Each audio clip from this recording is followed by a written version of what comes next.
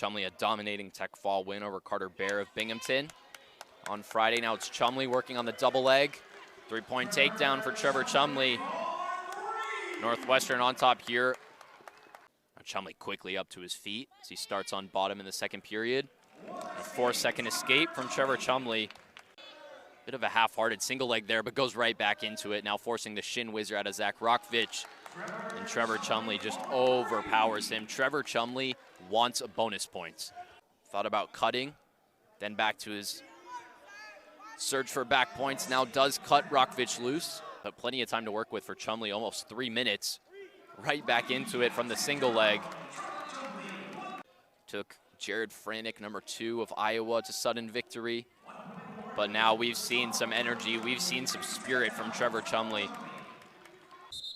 Well, that was pretty smooth from Tyler Lillard to just slide his way into the bottom position. Max Mayfield, 5th place finish at the Big Tens last year, national qualifier. Very similar to that one we had at 149.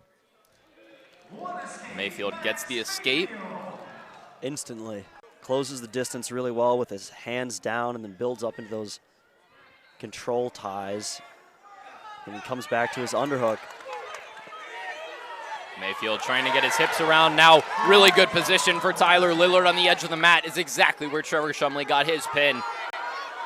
Everything changes in an instant here in the Big Ten. Tyler Lillard the one to take advantage, but Max Mayfield getting back onto his stomach, but not before Tyler Lillard can rack up 4 near fall points. Lillard was just able to score in one of those positions that neither wrestler was able to capitalize on earlier in the match.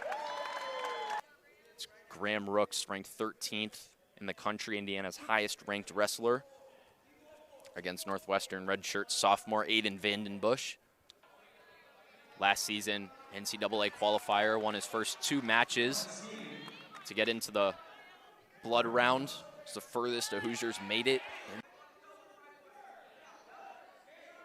Rooks perhaps thinking about a leg ride.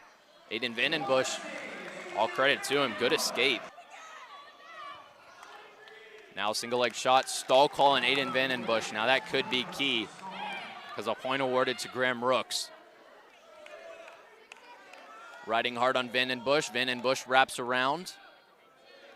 Just trying to wriggle away. No point for Aiden Vandenbush there at the end, but Graham Rooks, a match that on paper maybe should have been. And he's a great wrestler, super young, coming up from 165 where he wrestled last year.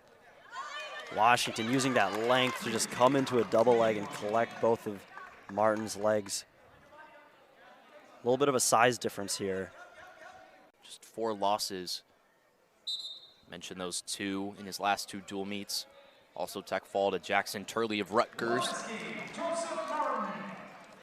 Caught Martin with that double leg. It hasn't been a whole lot of offense, although DJ, as I said, in on a high C. Martin with some heavy hips, though, in a really good position of his own to score here. With a mean crossface, he'll get the 3. And a good recovery from Joe Martin. No shortage of offense here at 174. Joe Martin gets loose. Martin showing that he's got some real upside, especially on top. A little bit undersized in this matchup, but... Now Fongaro, right hand underhook. Brings Colby McLean down to the mat. Shifts to an overhook. Gets the ankle of Colby McLean and gets a 3-point takedown. Fongaro back up to his feet. Working on that hand to Colby McLean and gets the escape. Now Fongaro in on an underhook.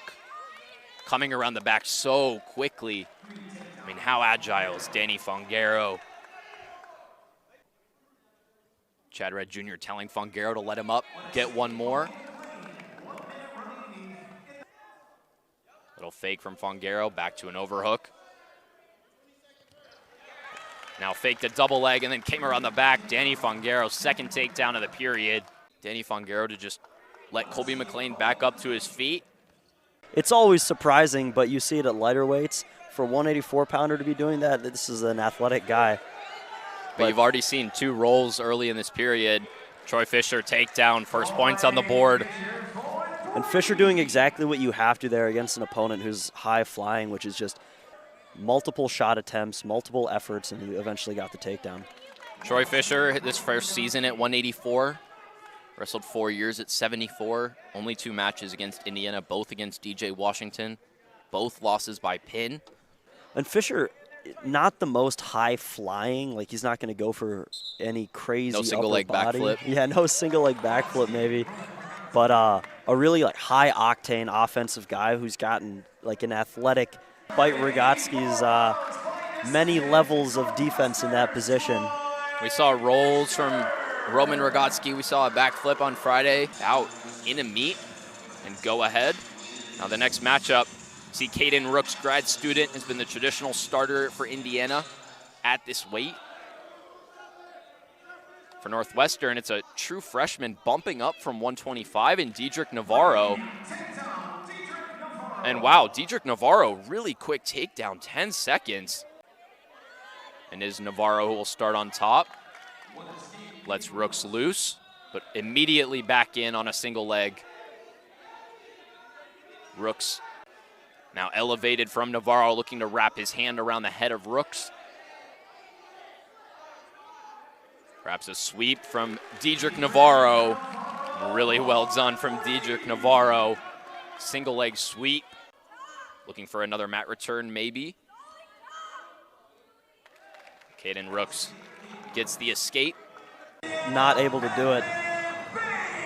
Well, this meet swings back to Northwestern. 2 more matches for you. This one at 97. Redshirt sophomore Evan Bates went 2-2. Also a 6th place finish at the U20 US Open and the U20 World Team Trials. Quick escape though from Evan Bates to get on the board first here at 97.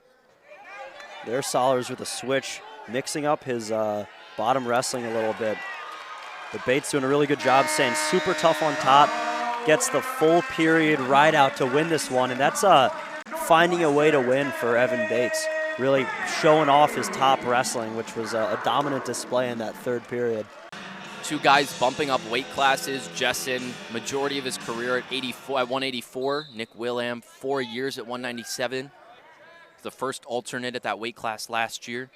While Jessen, 2 victories in dual meets this season against Tristan Ruhlman and Gannon Rosenfeld. Wilhelm also winning over Tristan Ruhlman.